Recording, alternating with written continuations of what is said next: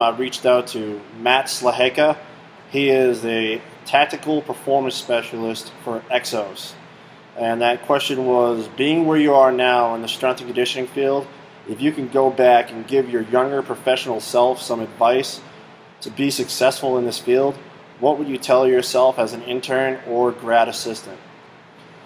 So Slats' response was, be great at what you're doing now. Have passion and love for the task in front of you. He goes on to say, in retrospect, this is something that I think I did well early on because I knew absolutely nothing and was just trying to smash everything I was given and prove my worth to coaches and student athletes. I could say that as I went on, I lost sight of it, and at times when I would think of the next step and how to get there, not how can I win the day and let my actions speak louder than words. In my experience, it's very clear to those around you when your heart isn't into something, that's what's going on. I think it's also time for the individual to pose a tough question to themselves and figure out why they aren't all in and what factors, self or circumstances, is preventing that and what needs to happen next. If you're honest with yourself and brave enough to follow through with what you believe in, you will find yourself in the best possible situation that you enjoy.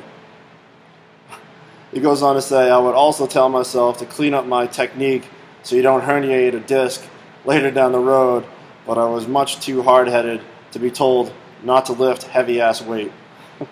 So Slats is a different cat for sure, and I got the opportunity to work under him when he was an assistant at Eastern Michigan, and him and I, we would just smash weight all the time, and we would always challenging each other. And I think that's crucial, is to find somebody to push you, not only just in the weight room, but also as a coach. And Slats definitely brought that out of me. His response was, have passion and love for the task in front of you. Be great at what you're doing now. And so early on, he says he just tried to smash everything and was giving the athletes everything that he had, and he was trying to prove his worth to the coaches. And that's great. That's exactly what you want to do. But then he goes on to say, as he goes on, he lost sight of it at times, and he would also think of the next step. And a lot of young coaches, and I found myself doing this early on, was thinking of the next step. You know, you're never really content at where you're at. And he goes on to say that you got to make it big where you're at. And if you can't make it big where you're at, then you're not going to make it big anywhere else.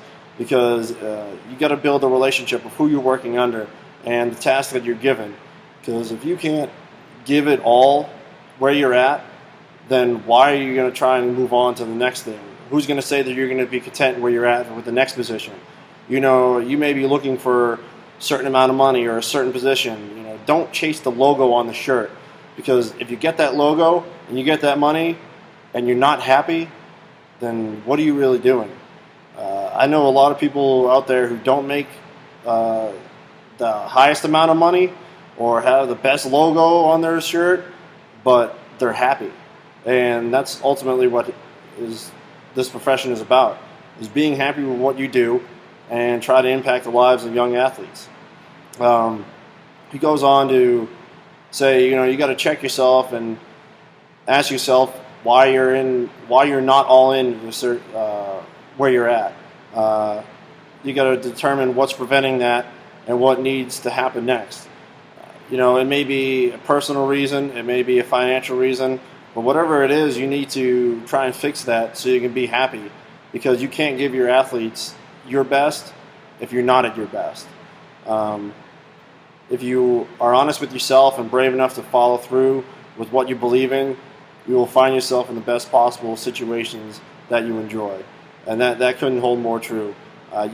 Sometimes coaches have unrealistic goals of what they need to do and where they need to be, and they just need to understand what type of coach they are. And being coachable just isn't for athletes. Being coachable is for coaches as well. If you can't realize that you may not be the best coach that you are and try to learn and adapt and move forward, and then you're doing a due diligence to the athletes, you're really doing a due diligence to yourself. And so much of this profession is just struck with ego sometimes. You know, coaches are like, oh, it's got to be this way. I've been doing this for forever. I know this works. And, you know, that's great. And, you know, if it's working, awesome. But don't sit here and tell me that I can't do something just because you've never seen it done that way or because your way is the way.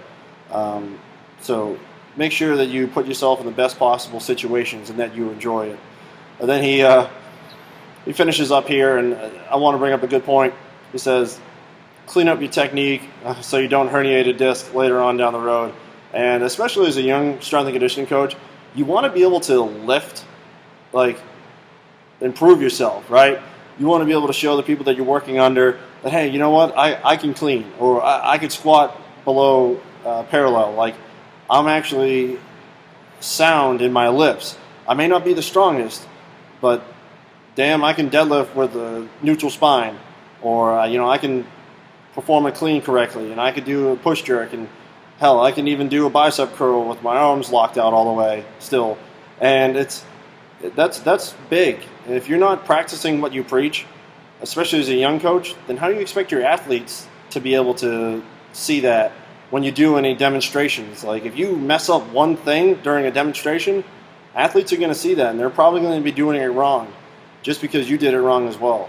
So hammer the technique and try not to herniate a disc down the road. But it's all right. He's a strong guy, and I know he's working his best to get back from that. So great response from Coach Slats, and I appreciate him taking this time to answer that. And I appreciate you guys taking your time to watch this video as well.